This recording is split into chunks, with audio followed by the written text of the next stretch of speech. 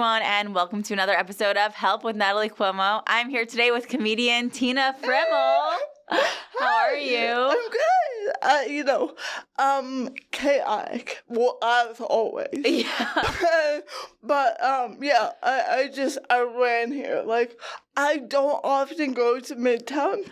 Same. I'm from Vermont. Yeah. And like Midtown is just like one notch too much. It is. It's overwhelming. Yeah, I know. Like, I have to, like, emotionally prepare myself. Yeah, there's too many people. Yeah. I love your comedy. The first time I saw you was at the Tiny Cupboard, and you were hilarious. And then we ran into each other and, like, met when Dan and I were in Burlington, and that's like your home club, right? It is. Vermont Comedy Club? Yes. I love that. Like, I lucked out. I got a great start. It's a new club. It's only, I think, 7 years old. Really? Yeah, it's a brand new. The two owners are comics. Well, they're improv comics.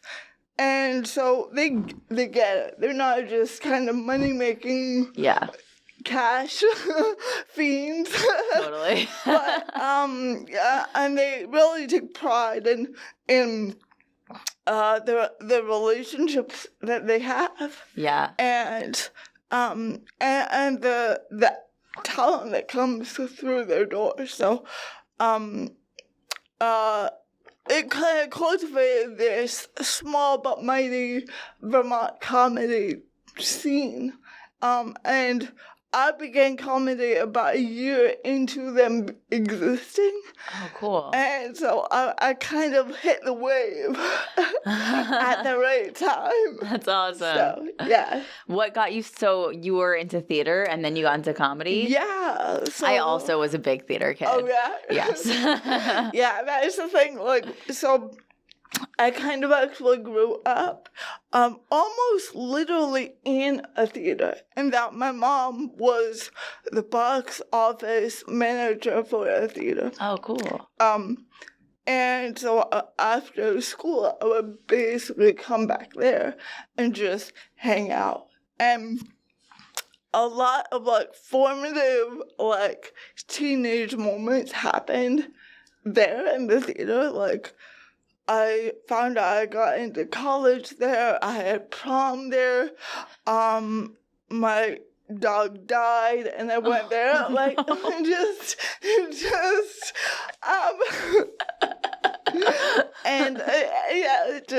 everything, and every other day in between, I was there. And I would see a lot of rehearsals. And that got me really into performing. And I did want to be an actor. Way before comedy. Yeah. That was, like, my thing, my calling, I thought. But What changed it for you? yeah, well, like, definitely in high school. And it's a bit sad, but, like, I did kind of come to the realization that there were no roles for me.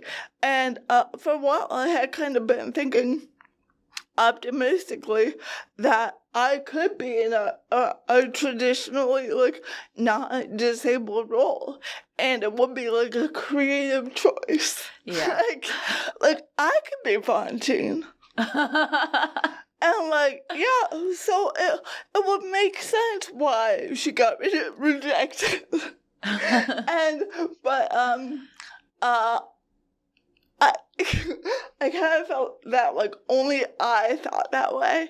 And so I kind of began to give up on that dream.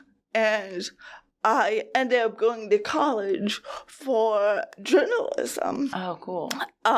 In part as kind of a way to hone in on that creative brain that I had, but kind of going more into the shadows and accepting a fate that I thought I had, that like I don't really belong in front of people, you know. But once I graduated college, I realized that I had no interest in journalism at all. And I think, like a lot of people, I had that moment of that crisis. Yeah. That you have, like, when you're 22 and it's the oldest you've ever been. Right? And it's just like, you don't know what to do. And I loved college, but I got spat out into the real world. And I also could not find a job. Mm-hmm. And that's like the whole other can of worms, you know, just not being able to be hired even with a degree. Right. But it was out of that crisis that I, on a whim, kind of signed up for a comedy class at the Vermont Comedy Club. And it kind of quickly snowballed from there.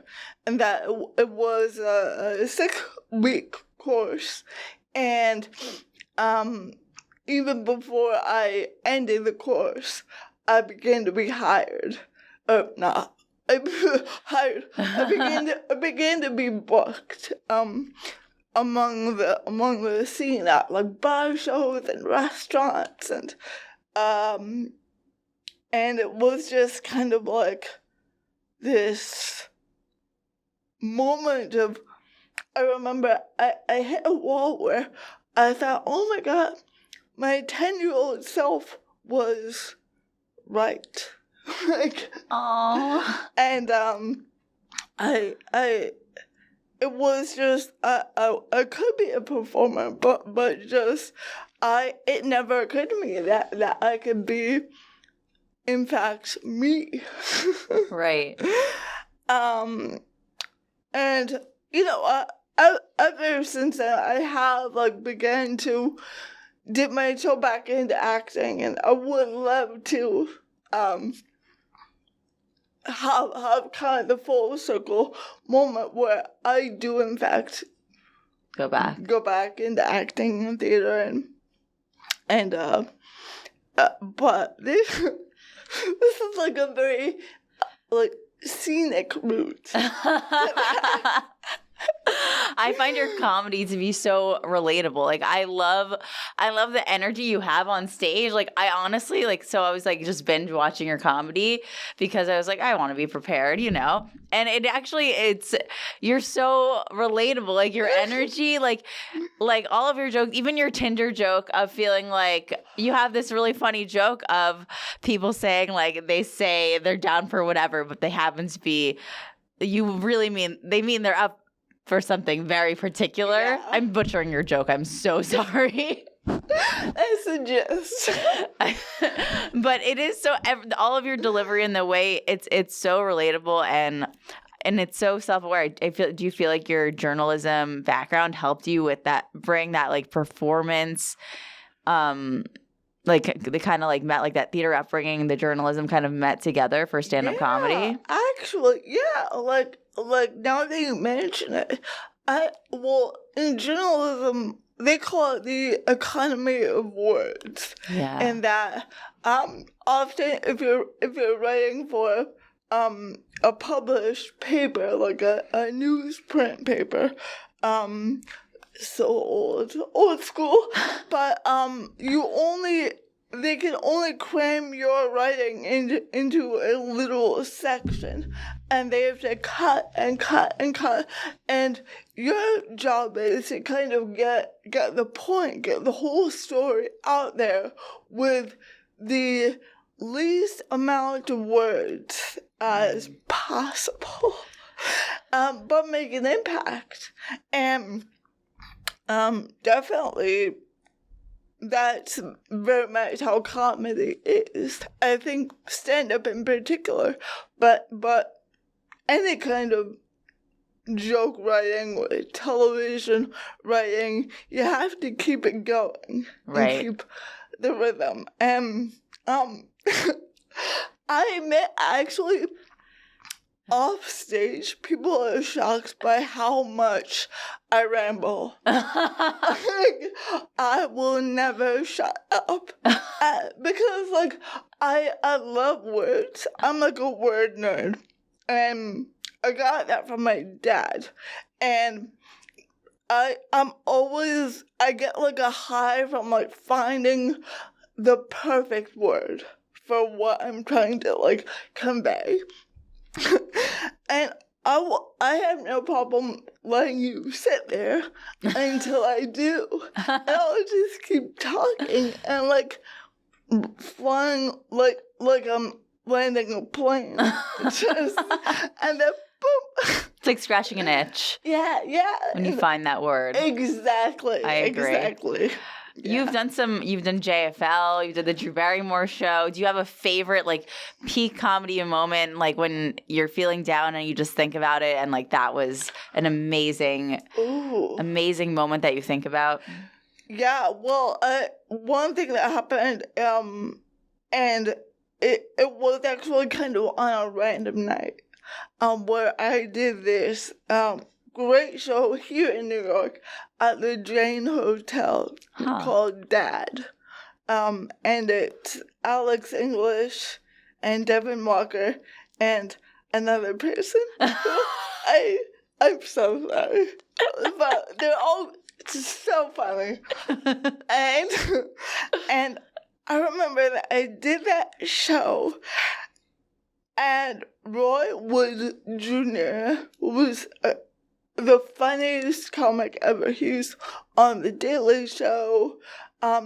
He went up right before me, and that in itself was just like a Monday, and I'm in the same ballroom with Roy, and then I got up there and I did my thing and I came off, and he was still there. I thought he left, and he was like doing the whole like we're not worthy thing at me. I remember normally I get really embarrassed with a lot of praise and a lot of that kind of thing, but with that was just so was everything all at once. And I remember just the whole rest of the night being a blur, just an afterglow of how someone so smart and such a great storyteller could think highly of what I do. Just, I think that always my goal is to be respected by respectable people. Right. And those are the moments that really kind of, I meet my humility where it is. And, you know, I'm constantly, like, I have a big ego. Good, you should. I'm great. But like, I feel like my existence is always like a fluctuation of thinking I'm like the best thing ever, but then also thinking that I'm God's one mistake. I can relate to that. Yeah, and like every now and then you'll have a moment where they're at the same level, like the two wolves have met. They've agreed with each other, and they're like, hello, yeah, we're at peace. They're eating out the same dog. And that was the moment that I kind of I kind of thought, like, maybe I am good at this. That's awesome. Yeah. That's amazing. Yeah. I love that. So what do you think is the best advice you've ever received? Ooh. It doesn't have to be comedy, but it can be. Oh, it doesn't have to be. Yeah, well, advice that I always say the best advice I ever got was when you're flying, when you get to the airport, go find your gate first. I've never heard that one, and I love it. It's very true. Go walk and make sure that it exists. Why is that the best advice? I don't know. Well, because, like, my dad gave that to me, and, like, I think that just, when I was young, he used to fly a lot for work, and, it was always just, you get there, you get past TSA, and you relax, and you get a coffee, you get like a glass of wine or 4, and then it's like half an hour in, and I think you realize, shit, like, my gate is in a whole nother, like, terminal, or, like, I have to get, like, the Airbus or whatever, and he always said, find it, and then you can kind of venture out from the nest into there. I like that. It does apply to life in every way, because, like, you don't just because you passed one accomplishment put your guard down. Like, yeah, I love that. Yeah, exactly. It's just never be too confident. Right. Exactly. But, like, I would say that, like, the best comedy advice I ever got was from my mom. But I love my parents. I talk about them all the time. I'm very lucky that they're amazing. And well, I remember that when I auditioned for JFL, mm-hmm. I was still in Vermont, and I got the call. My mom and I took the train down to New York to do the audition, and I remember because the whole audition is a real show that they have at a club, and the host will bring up every comic with not their credit, but where they're from. And so the whole show was New York, New York, New York, Vermont, New York, New York, New York. And my imposter syndrome loved that. And so I remember saying to my mom, like, I can't do this. Like, I don't belong here at all. And I remember she said something that I'll never forget, which is, don't ask why you're here. Show them why you're here. You know? And kind of that you're here for a reason. And rather than looking at it kind of like a mistake, you're going to show them exactly why you are in New York right now as a Vermont comic. So that's amazing. I love that. Yeah. And is that the year that you got JFL?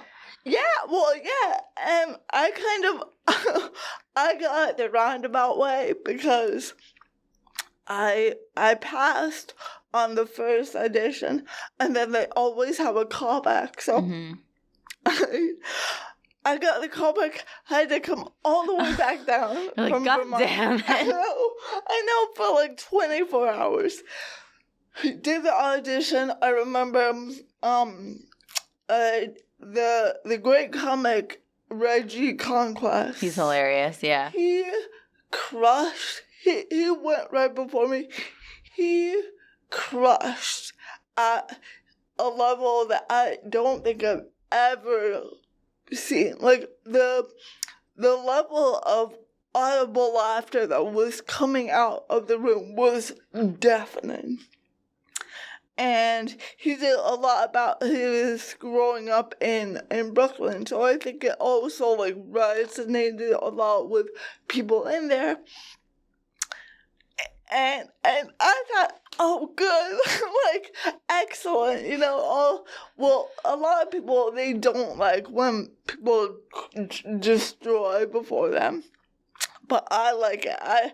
I'm confident enough where I think, oh, like, and I get to keep it rolling. Yeah, the energy's up. It's a good crowd. This is good. Yeah, they'll love me. And that did not happen. I you know, it just kind of, people weren't feeling it. It was just too kind of out of left field to randomly kind of get up there. And the comedy that I have, it is surprising. Like, a lot of people are not expecting me to come up there. And so I lost that audition, but I got JFL because Jeff Singer, one of the producers at the time of JFL New Faces, happened to be at Limestone Comedy Festival in Bloomington, Indiana, which sounds so random, but, like, it really is, I think, the best comedy festival out there.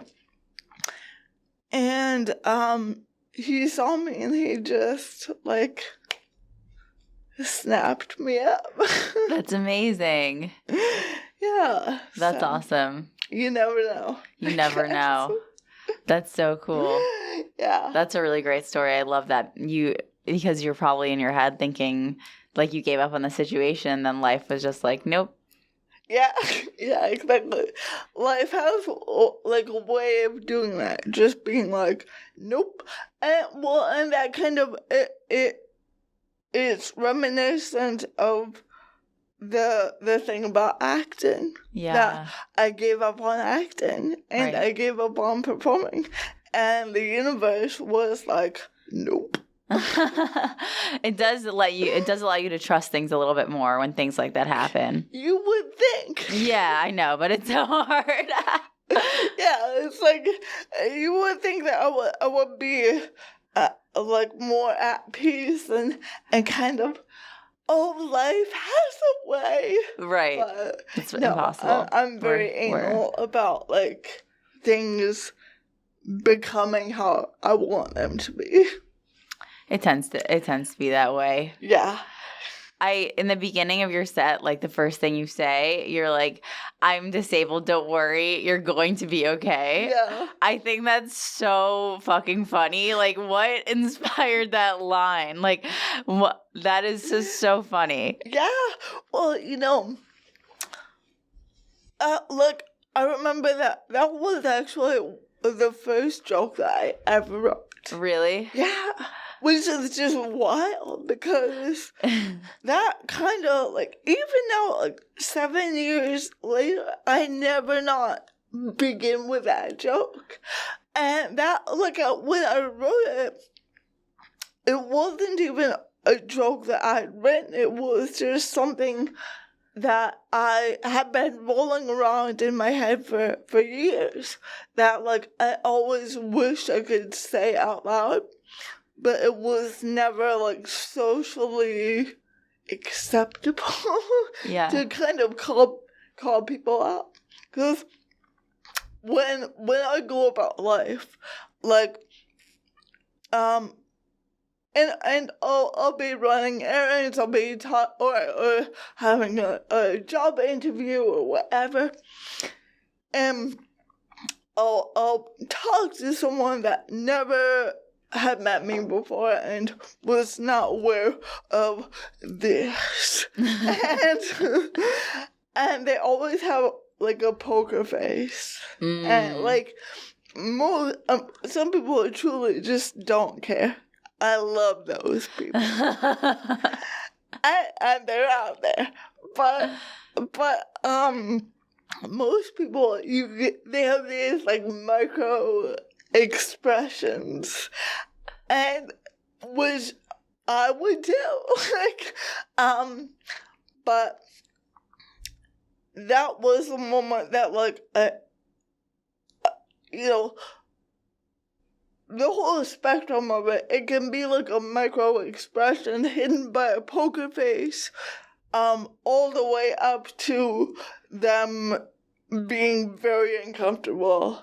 And there is some people that I meet in my life and in the world that I work with or I somehow constantly come in contact with that just will never get it. They'll never get that I'm a person and not just a disabled person that they have to kind of handle with kid gloves.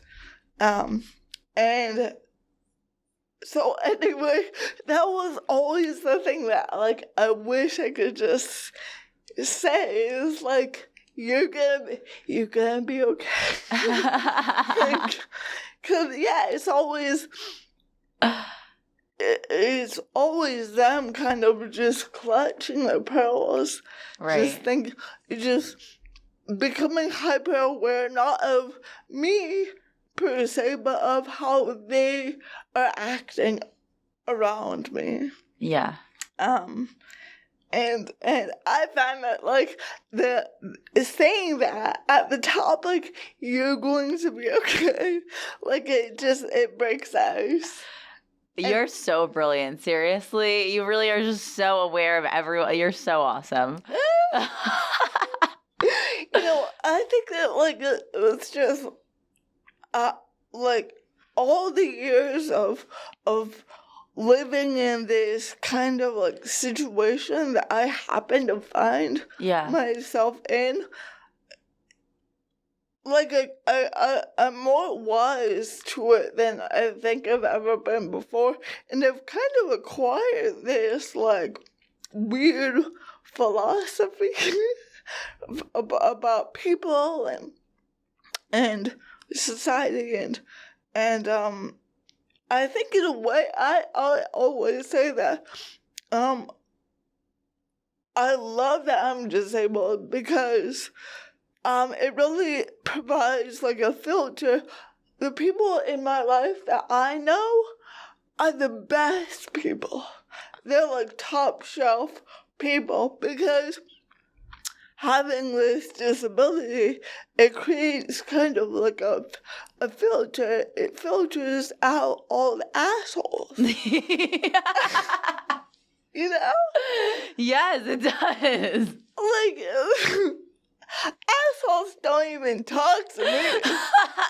It's a superpower. Yeah, it really is. It really is.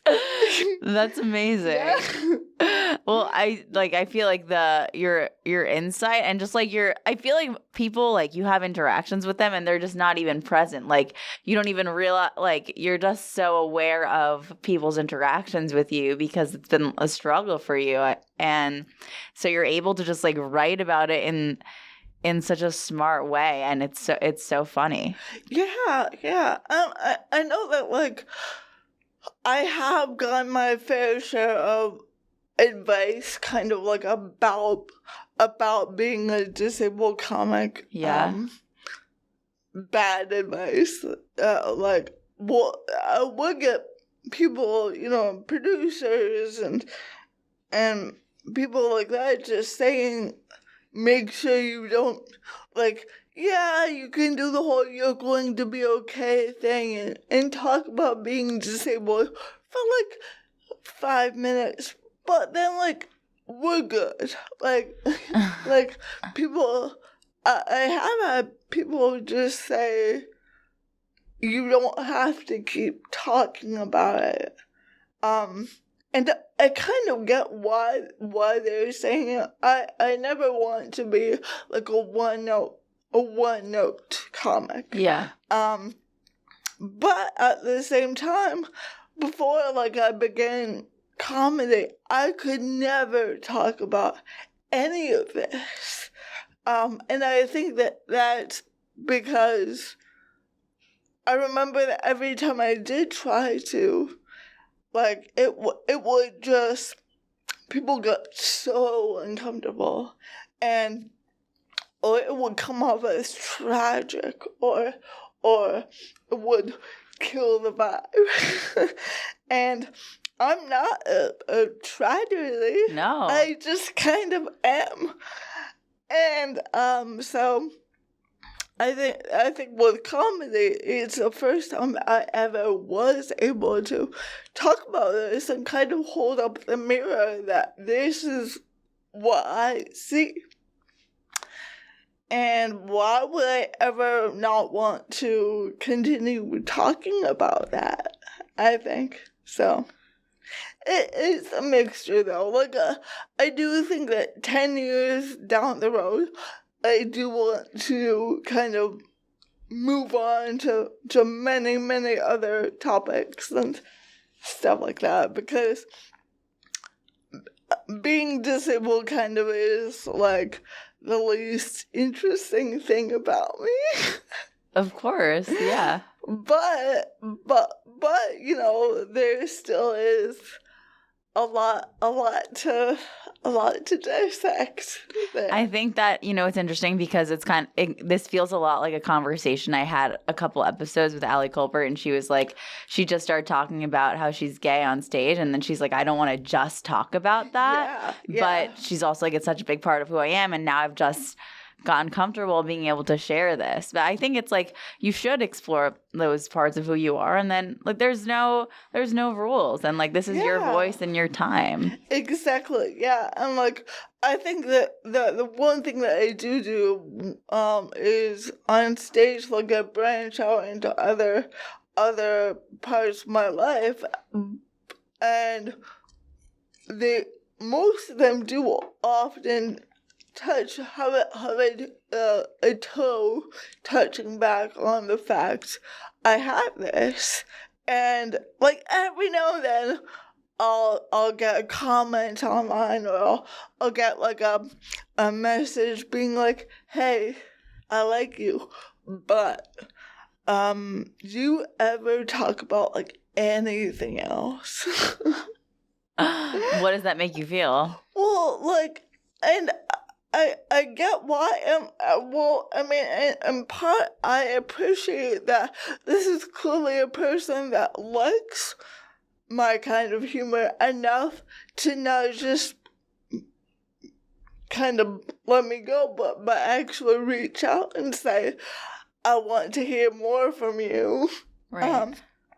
But at the same time, yeah, like I said, it's just kind of like, yeah, I mean, I do, but I think part of why I do comedy is to show that, like, everything kind of always connects back to being disabled. And I always say, you're already sick of hearing me talk about it. Think about, I have to live with it. Every damn day I wake up and I'm like, oh, fuck, I'm disabled again. Like, and I felt like every New Year, whenever people are talking about New Year's, like, resolutions, I love making people really uncomfortable by saying, this will be the year that I stop being disabled. I can feel it. I don't know why. I also have the thing where I find it very fun to make people uncomfortable. I don't know why. It's very fun. It's like addictive. It is. Yeah. Well, and I think that because I tell my viewers the same, but like off stage, I'm a people pleaser. Yeah, 100%. Yeah, like I whenever I do something, any kind of like inconvenience to other people, I I think about it for like days. Me too. And like, yeah, like I'd rather get my feelings hurt 100 times, before I hurt your feelings once. And yet, on stage, you kind of, it's a little bit fun to, be talking to the crowd and make them uncomfortable and just... That's an interesting point. I am definitely a people pleaser, but on stage, my crowd work is snappy. Yeah. It is snappy. Okay, we have 5 minutes left, and I always pull a tarot card or an oracle card. Ooh, okay. So, gosh. This is an oracle card, an oracle deck, which is just like, it's like tarot, but less specific, I guess. Perfect. All right. This is the Herbery deck. I haven't pulled from it in a while. I collect tarot and oracle cards. Too. What's your astrology sign? Capricorn. Oh, work ethic. Really? Yeah. That makes sense. Yeah. I'm so involved, in my career and stuff that I forget to date. And that drives my friends crazy. Really? They're always like, well, how about you? Like, what's going on? And then I'll talk about, some projects that I have, and they're bored to death. Yeah, not I don't know. I feel like guys are, and, date girls, or they're not as interesting to. I'd rather hear about a project than a date. Yeah. Right? Yeah. Well, it's like in Sex and the City when they're all Miranda, I think, just snapped one day, and so we always talk about men. And men, who cares? Right? Yeah. At the end of the day, who cares? For real. All right, I am failing at this. Let's see. Fortitude, Lady's Mantle. That's a cool card for the episode. Ooh,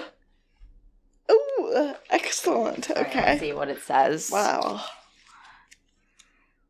Okay, if I can find Mantle.